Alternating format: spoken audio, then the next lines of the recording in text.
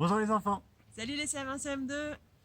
Alors on va essayer de... Merci pour votre vidéo déjà, quand même. Merci. C'est chouette leur vidéo. Ah merci, vous avez assuré, elle est Ouais, super ça me fait sympa. plaisir. Bravo, on n'est pas aussi efficace que vous sur les transitions et tout, mais on va essayer. Du coup, pour les questions, quel est le poids total de déchets ramassés? Alors on est à 545 kg, 24.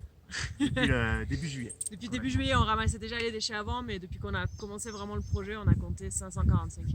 Comment avez-vous choisi le nom de votre projet? Du coup, ça vient de road trip. C'est partir en véhicule et parcourir un pays comme ça en véhicule. Road en anglais c'est la route et trip c'est le voyage. Donc un road trip c'est un voyage qui se fait en van sur la route ou en voiture tout du moins. Et nous du coup on a décidé de rajouter le side entre les deux parce que le side c'est le côté en fait et du coup l'idée au départ c'est que on s'est dit qu'on allait voyager en ramassant les déchets qu'il y aurait sur les bords des routes ou plutôt sur les bords de notre voyage parce qu'on ramasse pas tellement que ça sur les routes. Mais voilà, du coup roadside trip c'est un road trip mais plus axé sur ce qui va se passer sur les côtés. Que faites-vous des déchets ramassés? On essaie de trouver des poubelles pour les jeter. Mais c'est compliqué. C'est pas toujours facile. Ouais. Ici en Amérique du Sud, on passe souvent plusieurs jours avec les véhicules, avec les sacs de déchets sur le toit du véhicule parce qu'on ne trouve pas de poubelle. Parce qu'il n'y a pas de système de ramassage dans les villages, il n'y en a que dans les grandes villes et du coup c'est assez compliqué. Et ici il n'y a pas du tout de recyclage. Donc du coup on ne trie pas les déchets qu'on ramasse, on cherche juste au moins des vraies poubelles où les déchets on est sûr qu'ils ne seront pas jetés dans la rivière à côté quand on les ramène. Pourquoi avoir choisi ces pays-là? Au départ, on est parti en Bolivie pour travailler. Ici, on est enseignant au lycée français. On a choisi l'Amérique du Sud parce qu'on avait envie de voir à quoi ça ressemblait. Vous voulez changer de continent? Ouais. Avoir un endroit vraiment différent. On voulait changer de continent, donc on est arrivé ici. Donc là, ça fait presque un an qu'on est ici maintenant. Et puis l'Amérique du Sud, maintenant, on a envie de voir autre chose. Voir autre chose aussi. Et la problématique des déchets ici, elle est vraiment très grosse, très lourde et on a un impact vraiment limité parce qu'il n'y a pas de poubelle en fait. Donc du coup on a beau ramasser, c'est quand même assez compliqué. Tout finit dans une décharge dans la montagne, donc c'est un peu triste. Voilà, et puis au niveau de la sensibilisation pour les enfants aussi, c'est un peu délicat de leur apprendre à... On peut pas par exemple leur apprendre à trier leurs déchets alors qu'il n'y a pas de recyclage.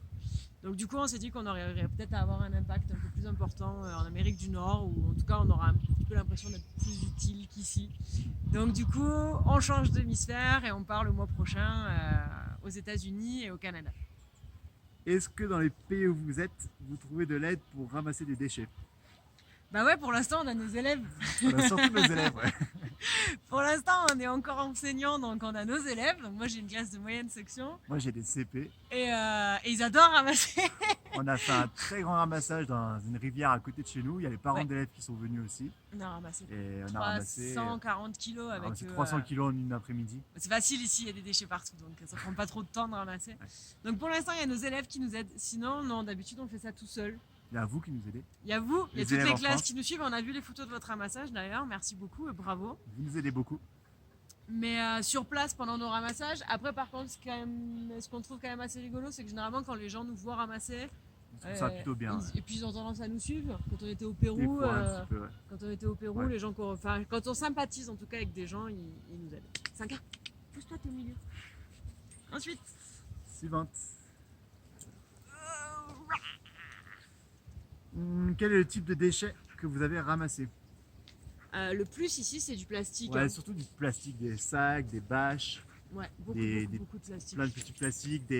Ici, ils ont des de pots de yaourt, mais en plastique. Ouais, ils ont des sachets plastiques en fait. Les yaourts et les jus de fruits, ouais, ils les mettent dans des sachets plastiques. Il y en a plein.